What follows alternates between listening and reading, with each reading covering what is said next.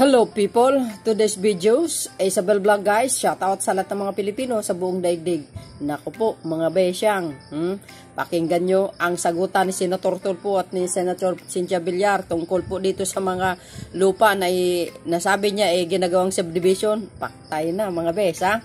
Pakinggan nyo guys, but before you pakinggan, para kompleto detalyado, don't forget to like, hit the button bell para laging update sa aking mga upload videos, and of course guys, subscribe na lang po kayo. Pakinggan nyo po mga kababayan. Bye bye bye, babu, see you again.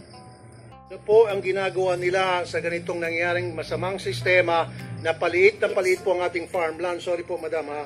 Yeah. Na hindi lang po sa Kawayan, sa Isabela, kundi sa marami po mga probinsya na marami na po mga subdivision na nagsilipan na. Where will the people live if you don't build subdivision? Marami po mga lugar na pwede pong pagtayuan ng subdivision. Huwag lang po i-take over yung mga farms. Kasi nga po, kuminsan yung mga farmers, dahil sila po nag-i-chaos, they're being taken advantage of. No. Lalo na po meron tinatawag na rice tarification. So mura po yung mga bigas na dumarating dito, they cannot compete, and then papasok po ito mga negosyante at mag-o-offer ng pera para bilhin ng kanilang mga lupain. Of course, walang choice po yung mga farmers kung hindi ibenta na lang kanilang lupa sapagkat meron na po tinatawag na rice tarification. I wrote the rice tarification law. You know, we wrote that rice tarification law because in 2018, the price of rice rose to almost 50 to 60 pesos per kilo. And that is the only time President Duterte became unpopular because rice is a political crop. When nagmamahal ang rice, nagiging unpopular ang president. And the World Bank, we signed that WTO agreement in 1995, and they gave us 25 years to be competitive.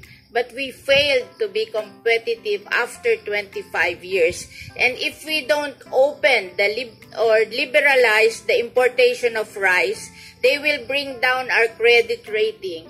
And we have plenty of loans abroad, and we have to pay higher interest for those loans. So it will be a loss to the Philippine government. So what I did when they asked me to write the rice tarification law, I gave all the money from the collection of rice tariff to the small farmers. 10 billion for the Rice Competitiveness Enhancement Fund, 5 billion for mechanization, 3 billion for seeds, 1 billion for loans, 1 billion for training.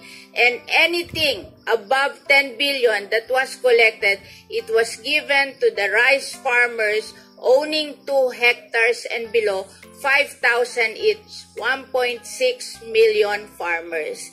So that is 8 billion. So a total of 18 billion, which is the collection of the rice tarification law na rice tariff. Alam ko po I yan. don't feel any guilt to the small farmers. All the money that came from the rice tarification law were given to the small farmers owning 2 hectares and below. So how